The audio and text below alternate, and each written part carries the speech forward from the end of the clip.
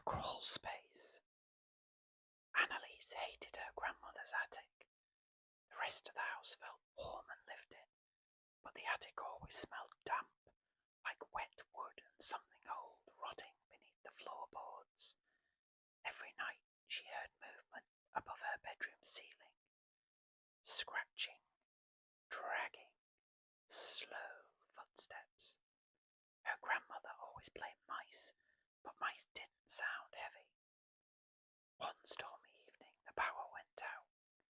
Rain hammered the windows while the old house groaned in the wind. Annalise lit a flashlight and froze when she heard a loud thump directly overhead.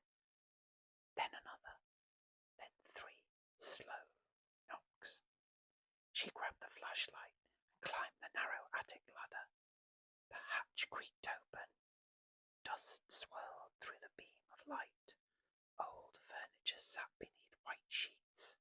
Boxes were stacked against the walls. Everything looked still.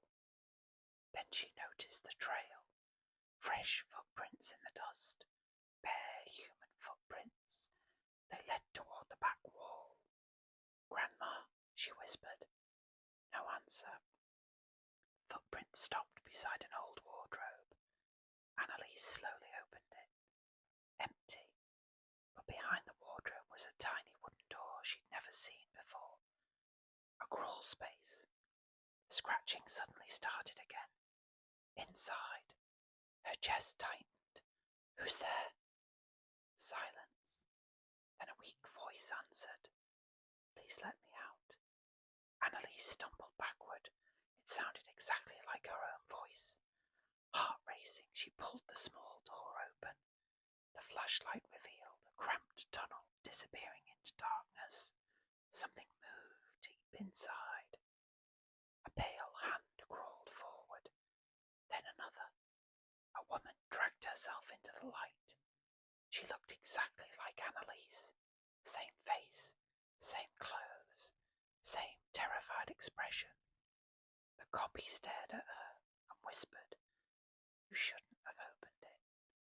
The attic hatch slammed shut downstairs, and suddenly Annalise heard her grandmother locking it from below. The thing above Bill's room. Bill had lived in the apartment building for 6 years. Every tenant warned him about the attic. "Don't go up there after midnight," an old neighbour once said. Bill laughed it off until the noises started. Every night at 1:13 a.m. he heard footsteps directly above his ceiling. Slow, heavy, back and forth. The problem was there wasn't an apartment above him, only the attic. One night, Bill finally snapped. He grabbed a baseball bat and climbed the stairs to the attic door in the hallway. It was already open. Cold air drifted down. "Hello," he called. No answer. He stepped inside. The attic stretched across the entire building, filled with insulation and support beams. His flashlight flickered while shadows shifted in the corners. Then he heard breathing. Not far away. Bill followed the sound deeper into the attic until he found an old wooden chair sitting alone beneath the beam. Someone had carved words into it. "Don't look up." Bill frowned. Then warm liquid hit his face. Drip, drip. He slowly raised the flashlight. A woman was crouched upside down on the rafters above him. Her limbs bent the wrong way, eyes wide, smiling. Bill screamed and stumbled backward. The thing dropped silently to the floor. Its neck twisted sharply as it stared at him. "You finally came up," it whispered. Bill ran, but every path somehow led him back to the chair, again and again. The creature never chased him. It only crawled slowly behind him, whispering. "Stay until 1:14. When the clock on Bill's phone changed to 1:14, the attic suddenly became silent. The creature vanished. So did the stairs. The next morning, neighbours complained about footsteps in the attic again.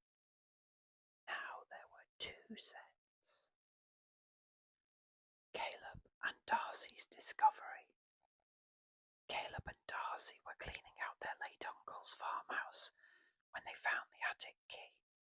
Their uncle had always forbidden anyone from going up there. Bad things live in dark places, he used to say. Darcy rolled her eyes. He was just crazy. The attic door groaned open. A freezing smell poured out. Inside were dozens of old photographs hanging from strings tied across the room. Every photo showed strangers sleeping. Some in beds, some on sofas, some in hospital rooms, all photographed from above. What the hell? Caleb muttered. Darcy noticed dates written beneath each photo. The newest one was yesterday. She turned pale. Caleb. He looked over. The final photograph hanging at the end of the attic showed the 2 of them asleep downstairs in the farmhouse, taken the night before. A loud creak echoed behind them. They spun around. An old mattress sat in the corner. Someone was lying beneath the blanket, perfectly still. Darcy whispered, "We need to leave." Then the figure under the blanket sat upright. Its face was hidden in shadow, but its voice sounded exactly like their dead uncle. You weren't supposed to see those yet. The attic ladder suddenly folded upward by itself, trapping them inside. Then dozens of camera flashes started going off in the darkness around them. The Whispering Trunk. Marie, Nicole, Trent and Elijah rented an old Victorian house during university. The attic was locked when they moved in. For months they ignored it, until Nicole started hearing whispering through the ceiling at night. At first, everyone blamed stress. Then Elijah heard it too. Soft voices murmuring the same phrase over and over. Open the trunk. One rainy evening, Trent found the attic key hidden in a kitchen drawer. Naturally, they went up. The attic was enormous. Old paintings leaned against the walls, while cobwebs hung from the ceiling beams. In the centre of the room sat a huge black trunk. The whispering grew louder. Open the trunk. Marie stepped back nervously. I don't think we should. But Trent lifted the lid. Inside were hundreds of cassette tapes. Every tape had a date written on it. One was labelled with today's date. Elijah found an old tape recorder nearby and pressed play. Static crackled. Then they heard themselves, their own voices. The recording captured them climbing into the attic moments earlier. Nicole's face drained of colour. That's impossible. The tape continued. On the recording, Marie suddenly screamed. Then came sounds of violent struggling, bones cracking. One by one, their recorded voices stopped, until only heavy breathing remained. Then a final voice whispered clearly through the speaker. They're listening now. The attic light went out. In the darkness above them, something massive shifted across the ceiling beams, and 4 different voices began whispering together. Close the trunk.